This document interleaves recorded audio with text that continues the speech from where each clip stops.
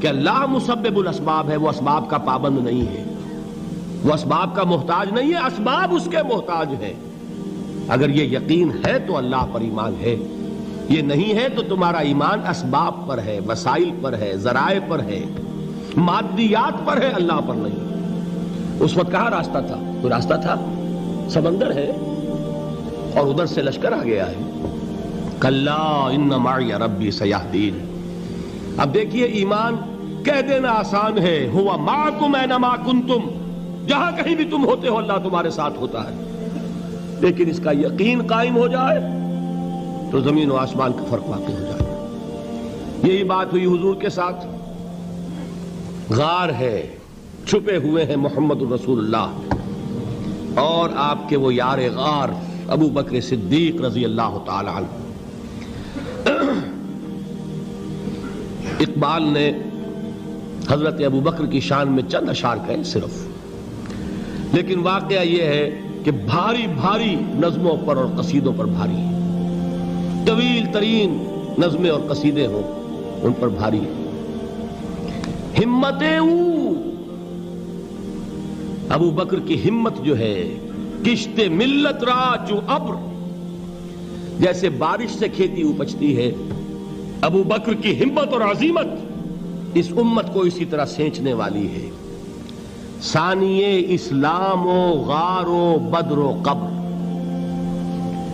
وہ دوسرے تھے اسلام میں، دوسرے پہلے کون تھے؟ انا اول المومنین، حضور فرماتے ہیں سب سے پہلا ایمان لانے والا میں، دوسرے ابو بکر۔ ویسے ہمارے ہاں یہ چلتا ہے اختلاف، حضرت علی پہلے ہیں کہ حضرت ابو بکر پہلے ہیں، لیکن اس میں بڑی خوبصورت تطبیق قائم کی ہے علماء نے اور بہت صحیح ہے۔ چار کے بارے میں فیصلہ ہی مت کرو کہ کون پہلے ہے، ان کی ایک عجیب تقسیم کر دی ہے۔ آزاد مردوں میں، بالغ مردوں میں سب سے پہلے ابو بکر، بچوں میں سب سے پہلے علی، خواتین میں سب سے پہلے خدیجہ، اور غلاموں میں سب سے پہلے زید ابن حارثہ۔ بڑی پیاری تقسیم ہے، یہ چاروں ہی پہلے ہیں، ہر ایک کے لیے اولیت ہے۔ اور واقعہ یہ ہے کہ اگر زمانی اعتبار سے تعین ہوگا تو پہلے خدیجۃ الکبریٰ آئیں گی رضی اللہ تعالی عنہ۔ کسی اور سے بات کرنے کی نوبت بعد میں آ سکتی ہے، پہلے تو اہلیہ محترمہ سے بات ہوئی، آتے ہی پہلی وحی ہوئی ہے، ابھی تبلیغ کا حکم نہیں تھا۔ کس کو بتایا واقعہ؟ ابھی اپنی نبوت کی تبلیغ کا تو حکم ہی نہیں آیا۔ واقعہ کس کا ہے؟ وہ خدیجہ کا ہے۔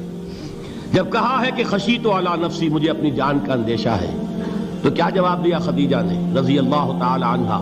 وہ صدیقۃ الکبریٰ ہے۔ صدیقات جو ہیں خواتین، ان میں چوٹی پر خدیجۃ الکبریٰ ہے رضی اللہ تعالی عنہا، اور صدیق جو مرد ہیں ان میں صدیق اکبر ہے ابو بکر صدیق رضی اللہ تعالی عنہ، لیکن صدیقات میں چوٹی پر۔ جب حضور نے فرمایا خشیت علی نفسی، کیا فرمایا؟ کیا عرض کیا؟ کیسے تسلی دی؟ نہیں، اللہ آپ کو ضائع نہیں کرے گا، آپ غریبوں کے ہمدرد ہیں، آپ مساکین کے تکالیف رفع کرنے والے ہیں، آپ بیواؤں کی سرپرستی کرتے ہیں، آپ مسافروں کی خدمت کرتے ہیں، اللہ آپ کو ضائع نہیں کرے گا۔ یہ یقین ہے اس خاتون کے اندر۔ خیر وہ ایک علیحدہ بات ہو جائے گی۔ میرے دل پر حضرت خدیجہ رضی اللہ تعالیٰ عنہ کی شخصیت کا بڑا گہرا نقش ہے، جو وہ کوئی اور ہی وقت اور موقع ہوا تو بیان ہوگا۔ بہرحال اقبال نے ایک مصرے میں جو چار اولیتیں جمع کر دی ہیں، ہمتیں کشت امت را چو ابر، ثانی اسلام و غار و بدر و قبر۔ اسلام میں حضور کے بعد پہلے کون؟ ابو بکر۔ غار میں حضور کے ساتھ کون؟ ابو بکر۔ بدر کی رات اللہ کا رسول سربسجود، وہ جھاڑ، وہ گھاس پھوس کی جو جھوپڑی بنائی گئی تھی، اور وہاں تلوار ننگی لے کر پہرا دینے والا کون؟ ابو بکر۔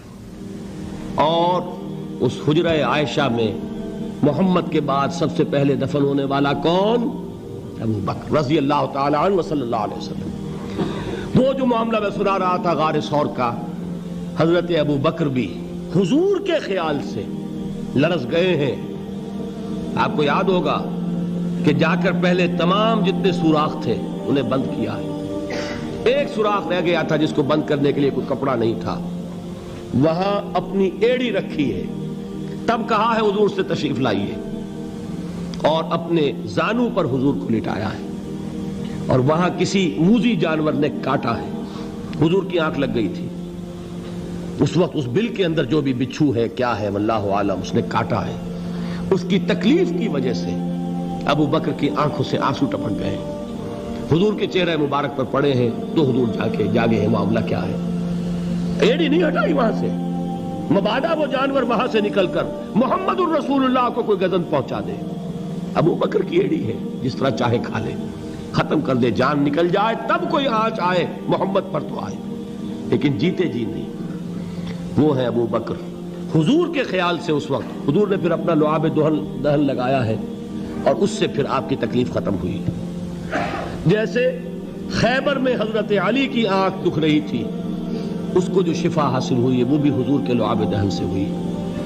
تو بہرحال اس وقت انہوں نے کہا ہے کہ اے نبی یا رسول اللہ, اگر اس وقت ان میں سے کسی نے غیر ارادی طور پر بھی اپنے قدموں کی طرف جھانک لیا تو پکڑے جائیں گے. کیا جواب تھا اللہ کے رسول کا؟ لا تحزن ان اللہ معنا. اللہ ہمارے ساتھ ہے, کیوں گھبراتے ہو ابو بکر؟ یہ ہے ایمان باللہ. میرا مالک اللہ, میرا رازق اللہ, میرا محافظ اللہ, میرا مددگار اللہ, میرا پشت پناہ اللہ, میرا دوست اللہ. یہ دوستی ہے اللہ کی جو لب لباب ہے, حاصل ہے ایمان کا. اسی کا نام ولایت ہے. اولیاء اللہ کے سروں پر سینگ نہیں ہوتے. جس کے دل میں ایمان راسخ ہو چکا ہو وہی اللہ کا ولی ہے. جسے اللہ پر یقین ہو چکا ہے وہی اللہ کا ولی ہے. جسے یقین ہے اللہ میرے ساتھ ہے, میرا مددگار, میرا پشت پناہ, میرا ساتھی, میرا دوست, میرا محبوب, میرا محب. اللہ اہل ایمان سے محبت کرتا ہے. واللہ یحب الصادقین. ان اللہ یحب الذین یقاتلون فی سبیلہ صفا کانہم بنیان مرصوص. اللہ محبت کرنے والا, اہل ایمان محبوب, اور اہل ایمان محبت کرنے والے اللہ محبوب. والذین آمنوا اشد حبا للہ. آپ تصور کیجئے جسے یہ رشتہ ایمان یا رشتہ ولایت حاصل ہو جائے, الا ان اولیاء اللہ لا خوف علیہم ولا هم یحزنون. آگاہ ہو جاؤ, اللہ کے دوستوں کے لیے نہ کوئی خوف ہے نہ کوئی حزن ہے. اور میں بیان کر چکا تھا, خوف اور حزن کے خاتمے ہی کا نام امن ہے. زوال خوف, زوال حزن. یہ خوف اور حزن کیوں آتے ہیں بار بار؟ اللہ تخافوا ولا تحزنوا, دونوں آ گئے.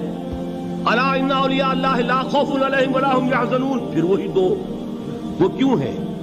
خوف ہوتا ہے کسی مستقبل کی بات کا, یہ نہ ہو جائے, وہ نہ ہو جائے, یہ نقصان نہ پہنچ جائے, یہ تکلیف نہ ہو, یہ غضب نہ آ جائے. خوف ہے مستقبل سے. حزن ہے یہ کیوں ہوا, یہ نہیں ہونا چاہیے تھا, یہ میرا فلاں چیز میرے ہاتھ سے جاتی رہی ہے, فلاں موقع نکل گیا, اب بیٹھے ہوئے ہیں اندر ہی اندر کڑ رہے ہیں, صدمہ ہے اور رنج ہے.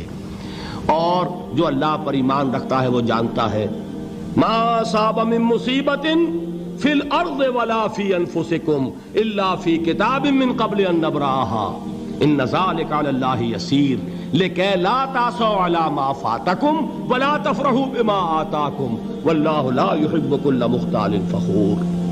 اس زمین میں یا تمہاری جانوں میں کوئی تکلیف, کوئی مصیبت نہیں آ سکتی سوائے اس کے کہ جو اللہ نے لکھ دی ہو, اس سے پہلے کہ وہ ظاہر ہو. جس کو یہ حقیقت معلوم ہو گئی اس کو یہ طرز عمل اختیار کرنا چاہیے. جو چیز چھن جائے, جاتی رہے, چھوٹ جائے, اس پر افسوس نہ کرو. کس نے چھینی؟ دوست نے. دوست کے فیصلے پر شکایت. دوستی کو بٹا لگا رہے ہو, سرے تسلیم خم ہے جو مزاج یار میں آئے.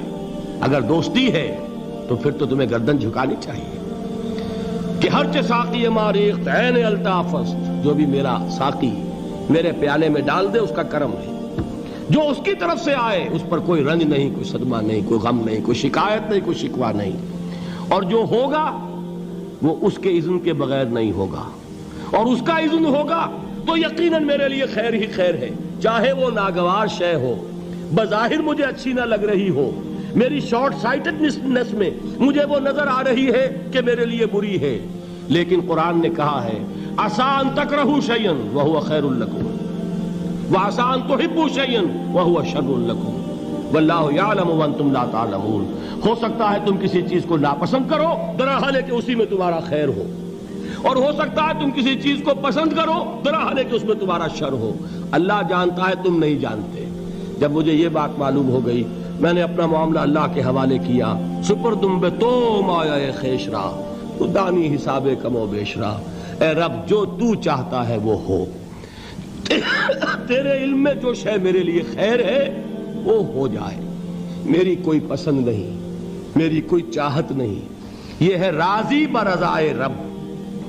اکبر الہ آبادی نے اسے کہا ہے رضائے حق پہ راضی رہ، یہ حرف آرزو کیسا، خدا خالق، خدا مالک، خدا کا حکم تو کیسا۔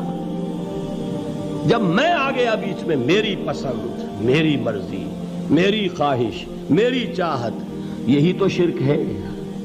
ما شاء اللہ کان وما لم یشاء لم یکن، جو اللہ نے چاہا وہ ہوا، جو اس نے نہیں چاہا نہیں ہوا، اختیار اس کا ہے، میرا تو نہیں۔ رضائے حق پہ راضی رہے، یہ حرف آرزو کیسا، خدا خالق، خدا مالک، خدا کا حکم تو کیسا۔ اقبال نے اسے کہا ہے فارسی میں، اب آپ کہیں اس کا ترجمہ بھی کرو تو وہ مجھے ذرا اس وقت کچھ بہت ہی بدذوقی کی سی بات نظر آئے گی۔ جائیے پوچھئے کسی سے جسے فارسی آتی ہو، بروں کشید ز پیچا کے ہست و بود مرا، چے اقدہا کے مقام رضا کشود مرا۔ مجھے تو تمام پیچ و خم سے نکال دیا اس مقام رضا نے، میں راضی برضائے رب ہوں، جو فیصلہ اس کا میں اس پر راضی۔ تو کہاں کا حزن اور کس کا خوف، یہی زوال حزن اور زوال خوف، یہی ہے امن، یہ نتیجہ ہے ایمان کا۔ تو جان لیجئے یہ ہے لب لباب، یہ ہے حاصل ایمان کا، یہ ہے تو ایمان ہے، یہ نہیں ہے تو ایمان نہیں ہے۔